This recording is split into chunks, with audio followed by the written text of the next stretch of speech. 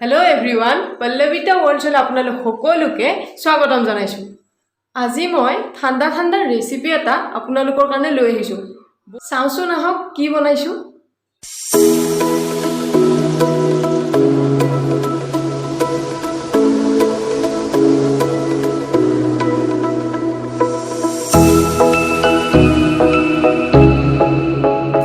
আজি মই আপোনালোকলৈ ফ্ৰুট সালাডৰ ৰেচিপিটো লৈ আহিছো।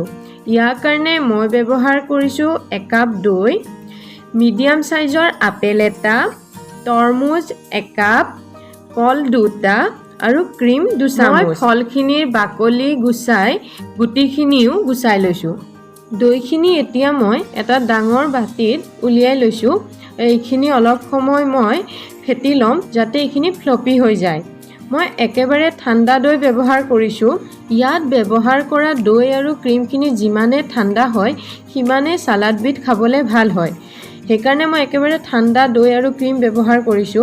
মই মিঠা দৈ ব্যৱহাৰ কৰিছো, সেইকাৰণে ইয়াত মই চেনি ব্যৱহাৰ নকৰো। আপোনালোকে যদি নৰ্মেল দৈ ব্যৱহাৰ কৰে তেতিয়া হলে 1 চামুচ মান চেনি মিলাই দিব।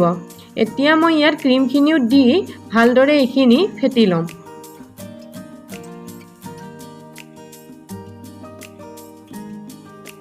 মই দৈ আৰু ক্ৰীমখিনি ভালদৰে ফেটি লৈছো। এইখিনি ফেটোতে মোৰ 2 পৰা 3 মিনিট সময় লাগিছে। এতিয়া মই এইখিনি সাইড কৰি থৈ আপেলখিনি আৰু কল 2টা ভালদৰে মিহিকে কাটি লওঁ।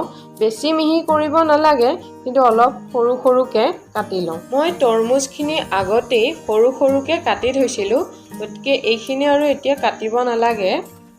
বতৰত পোৱা আপোনালোকৰ পছন্দৰ যিকোনো ফল ইয়াত ব্যৱহাৰ কৰিব পাৰিব। যিমানে ইয়াত বিভিন্ন ধৰণৰ ফল ব্যৱহাৰ কৰা হয় সিমানে ইয়াৰ টেষ্ট বাঢ়ি যায়। মই দৈখিনি আকৌ এবাৰ ভালদৰে ফেটি লৈ এতিয়া আটাইবোৰ ফল-মূল ইয়াত দি দিছো। মই 1.5 কাপ ফলৰ ব্যৱহাৰ কৰিছো। 1 কাপ দৈ 1.5 কাপ ফল দিব পাৰি। আপোনালোকে যদি বিভিন্ন ধৰণৰ ফল দিয়ে তেতিয়া হলে সেই পৰিমাণটো নিজেই মিলাই ল'ব। মই ফলমূলখিনি ভালদৰে দৈৰ লগত মিলি যোৱাকৈ সানি লৈ অলপ সময়ৰ কাৰণে ফ্ৰিজত থৈ দিম যাতে এইখিনি একেবাৰে ঠাণ্ডা হৈ যায়। যিমানে ঠাণ্ডা হ'ব সালাডবিট খাই সিমানেই বেছি টেষ্টি লাগিব। মোৰ এইখিনি ভালদৰে সানি লোৱা হৈ গ'ল। এতিয়া 10 পৰা 15 মিনিট সময়ৰ কাৰণে এইখিনি মই ফ্ৰিজত থৈ ভালদৰে ঠাণ্ডা হ'বলৈ দিম আৰু তাৰ পিছত ঠাণ্ডাই এইখিনি মই পৰিৱেশন কৰিম। মোৰ এই ভিডিঅ'টো আপোনালোকৰ যদি ভাল লাগিছে ভিডিঅ'টো লাইক আৰু শ্বেয়াৰ কৰি মোৰ চেনেলটো ছাবস্ক্ৰাইব কৰি দিব। লগতে কাষতে থকা বেল আইকনটো টিপিবলৈ নাপাহৰিব। তেতিয়া আগন্তুক মোৰ ভিডিঅ'বোৰ আপলোড কৰাৰ লগে লগে আপোনালোকে পাই যাব।